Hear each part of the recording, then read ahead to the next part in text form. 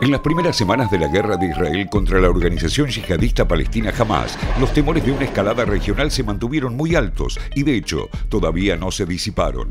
Ese conflicto, se especuló, podría involucrar a la poderosa milicia libanesa Hezbollah, a fuerzas sirias del gobierno de Bashar al-Assad, a otras organizaciones salafistas palestinas como Yihad Islámica, a milicias chiitas iraquíes y a los Hutis de Yemen.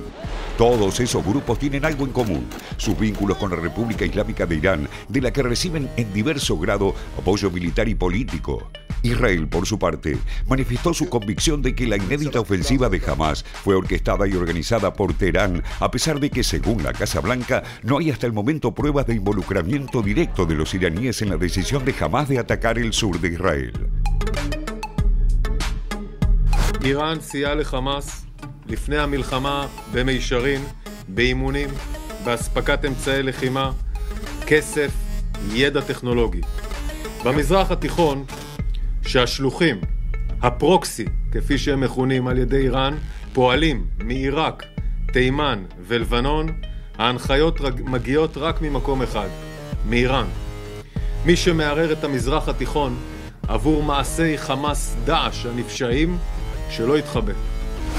Sin embargo, y a pesar de que el norte israelí sigue registrando un permanente intercambio de misiles de artillería entre Hezbollah y las fuerzas de defensa de Israel, la comunidad de inteligencia de los Estados Unidos cree que, más allá de la retórica anti-israelí y anti-occidental, Irán y sus aliados en Medio Oriente no desean involucrarse en una guerra a gran escala ni contra Israel ni contra los Estados Unidos.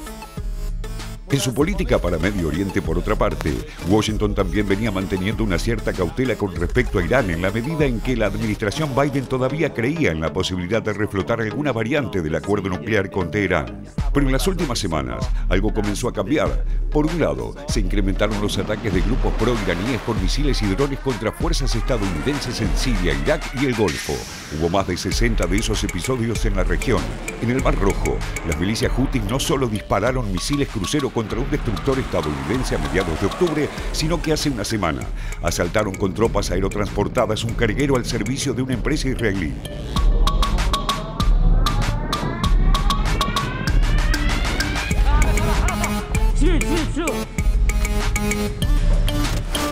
هذه العملية التي نفذتها القوات البحرية اليمنية للاستيلاء على هذه السفينة الإسرائيلية جالاكسي ليدر تأتي في إطار نصرة إخواننا في فلسطين.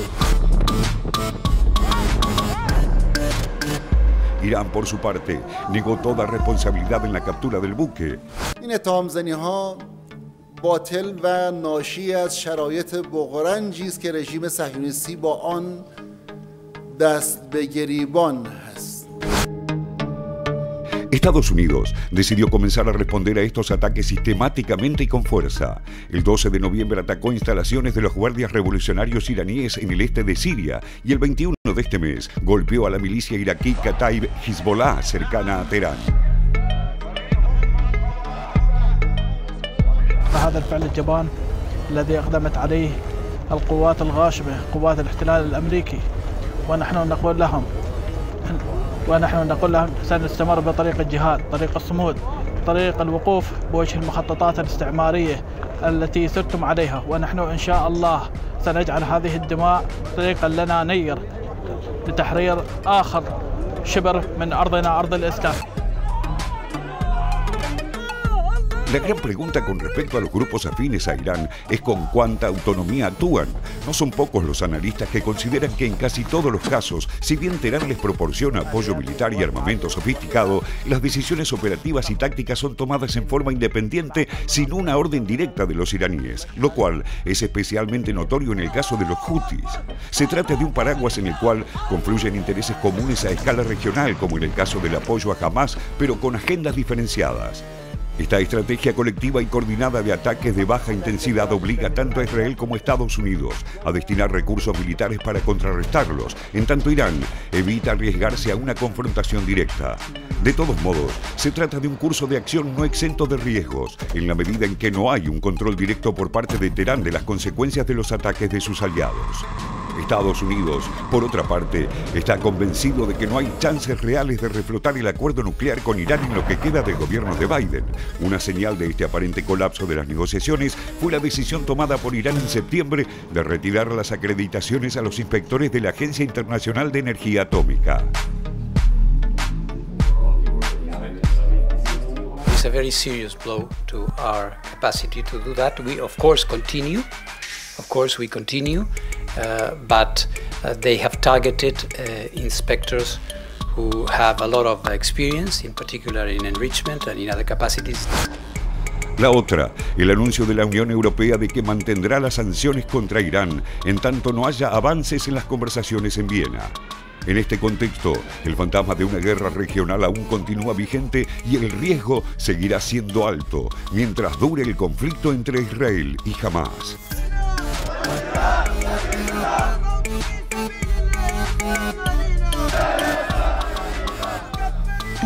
Una continuidad de este informe especial. Allí analizamos diferentes cuestiones que tienen que ver, claro, con la guerra de Medio Oriente y hacíamos hincapié también en estas milicias pro-iraníes que están actuando contra algunos objetivos estadounidenses. Pero veamos justamente de qué se trata, quiénes componen estas milicias, la cantidad juntamente de hombres. Rápidamente, bueno, allí está el título: milicias pro-iraníes en Medio Oriente. Líbano, Hezbollah, más de 50.000. En Gaza, Hamás, más de 25.000. Yihad Islámica, más de 8.000. Seguimos repasando datos bien puntuales, bien concretos para saber de qué estamos hablando. Bueno, Irak, fuerzas de movilización popular, más de 230.000. El Hezbollah, más de 10.000. Y seguimos recorriendo más datos puntuales. Aquí está Yemen, más de 200.000. Siria, fuerzas de defensa nacional, más de 50.000. Bueno, estas milicias que están operando en esta guerra de Medio Oriente y que empiezan a recobrar, por cierto,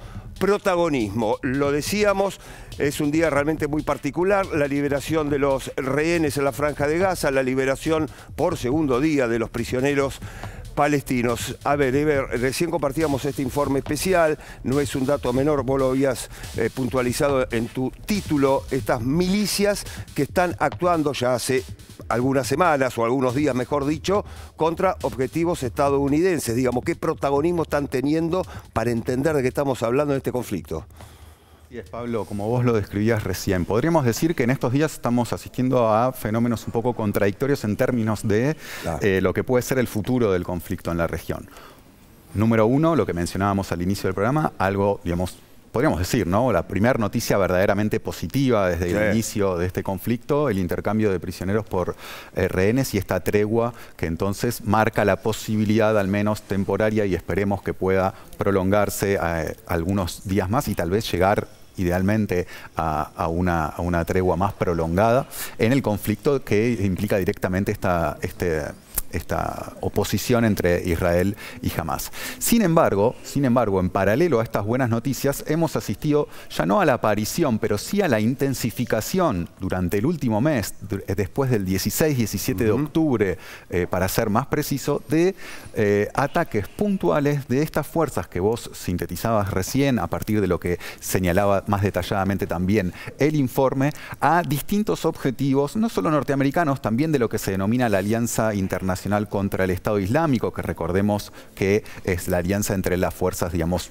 que por supuesto lidera Estados Unidos y están presentes en la región, sobre todo en Irak y Siria. Lo que vemos durante este último mes es que, en cierta medida, en respuesta a lo que ha sido el reinicio de estas hostilidades y lo que ha sido la ofensiva, sobre todo de Israel, sobre la Franja de Gaza, bueno, estas milicias que tienen un vínculo con Irán, un vínculo, te diría, en cierta medida inorgánico, eso es importante aclararlo, digamos, se la suele agrupar bajo esta idea, digamos, de milicias irregulares proiranías, pero tienen una suerte de coordinación, uno podría decir, hay una línea estratégica en cierta medida que puede ser brindada por Irán, pero son milicias que operan también con un grado bastante alto de autonomía y de inorganicidad. Claro, Irán los llama el eje de resistencia chií.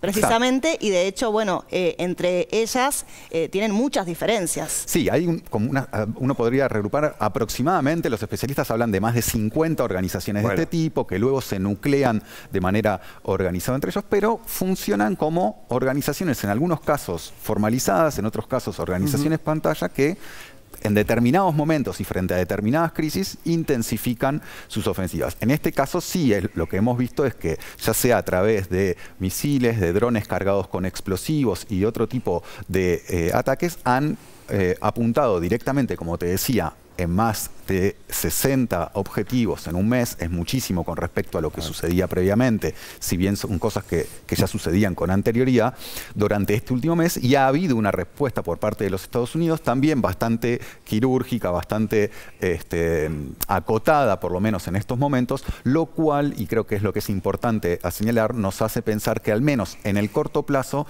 estamos en el marco de una serie de escaramuzas militares, pero en las cuales tanto los dos actores principales, en este caso Estados Unidos e Irán, no tendrían interés en que esto escale a niveles más importantes. Sin embargo, y creo que es lo que vale la pena también señalar, es que son dos actores que se encuentran en una situación de un interregno en sus diálogos y negociaciones. Recordemos, el acuerdo de no proliferación de Irán está interrumpido, no hay diálogo fluido entre Estados Unidos e Irán. Por lo tanto, siempre este tipo de acciones, bueno, pueden llegar a cruzar alguna línea roja, tanto de Irán como de los Estados Unidos, que haya muertes y bajas importantes de fuerzas norteamericanas a partir de estos ataques, o que haya algún ataque que implique el cruce de alguna de las líneas rojas que plantea Irán en el conflicto, y por supuesto esto podría escalar. Todo hace pensar que estamos en una situación similar a la que ocurre en el sur del Líbano, norte de Israel, los intercambios entre Hezbollah e Israel a partir también del inicio del conflicto, pero bueno, son situaciones que cargan de mayor conflictividad y peligrosidad a lo que sucede en la región. Yo pensaba un poco esto, es cierto, siempre hay que seguir de cerca la posibilidad de que esto escale, porque digamos, así son los conflictos históricamente. Pero pienso un poco en el rol, o sea, vos lo decías recién, ¿no? O sea, los incentivos para que cualquiera de los actores escale esto son bajos, ¿no? Pienso sobre todo en el rol de Estados Unidos que ahora ha tenido que prestar mucha atención y desviar recursos hacia una región que, si uno lo mira en retrospectiva, es una región que Estados Unidos intenta abandonar ya hace varias administraciones, ¿no? Se venía hablando en Estados Unidos hace varias décadas de este pivot al Asia-Pacífico, ¿no? Concentrado en China. Sabemos que la administración Bush no lo logró, básicamente por las guerras en Afganistán e Irak, digo, una política exterior que tuvo su centro de gravitación en Medio Oriente. Obama lo intentó firmemente, pero no pudo, digamos, no pudo abandonar Medio Oriente. Trump lo empezó a hacer, me parece que logró cierto éxito en eso, y Biden un poco lo que intentó hacer, al menos en la primera parte de su mandato, es asentar la prioridad de Estados Unidos en el Asia-Pacífico y dejar Medio Oriente a actores locales. Uno podía leer el intento de Estados Unidos de coordinar diálogos entre actores que antes no se llevaban muy bien, ¿no? El mundo árabe e Israel, para sintetizarlo, ¿no? Emiratos Árabes, ahora se habla de la posibilidad, antes del ataque del 7 de octubre, de un acuerdo entre Arabia Saudita e Israel. Pero ciertamente uno lo que ve a raíz de la guerra, primero en Ucrania y después de esta, es que Estados Unidos está teniendo ciertos inconvenientes, ¿no? En dejar de prestar atención y desviar recursos hacia esas regiones, ¿no? Sabemos que Estados Unidos mandó portaaviones, hay un intento claro de disuadir, pero está la pregunta de, bueno, ¿cómo va a actuar Estados Unidos si el conflicto empieza a tener una tónica cada vez más regional? Por eso creo, y lo uno con el primer informe que vimos, que estamos, me parece, en el primer momento desde que estalló este conflicto, que hay una presión un poco mayor para que Israel, después hay que ver cómo sigue el acuerdo, porque ahora Estados Unidos y Egipto dijeron ayer que hay cierto consenso para que el acuerdo se prolongue después de los 4 días del alto al fuego. Pero digo, me parece que estamos, no sé si coinciden, en el primer momento donde la presión a Israel para que intente algún tipo, o sea, para que le baje el tono a la operación, para decirlo rápido, y no termine escalando o no termine profundizándose la dinámica que estamos viendo en estas últimas semanas, ¿no? De masacre, me parece que estamos en el primer momento donde esa presión está, ¿no? Lo que decís es clave, sí. Hay una pequeña ventana en el acuerdo firmado de alto el fuego que incluye la posibilidad de que Israel, o sea, que le ofrece Israel a Hamás que si libera a 10 rehenes pasados los 4 días, se extendería un día de tregua, o sea, un día de tregua por 10 rehenes. Esa es una pequeñísima ventana que indica que se podría llegar a extender justamente esta tregua, aunque por otro lado también Netanyahu ha planteado muy terminantemente de que la guerra no ha terminado, de que después de los 4 días va a continuar la ofensiva. Así que bueno, vamos a ver eso. Y quería hacer un paréntesis también sobre lo que dijiste del retiro paulatino de Estados Unidos de Medio Oriente. Fíjate que Trump fue una persona que marcó ese retiro con la política hacia Siria, pero había una excepción con Irán. Aumentó su belicismo contra Irán.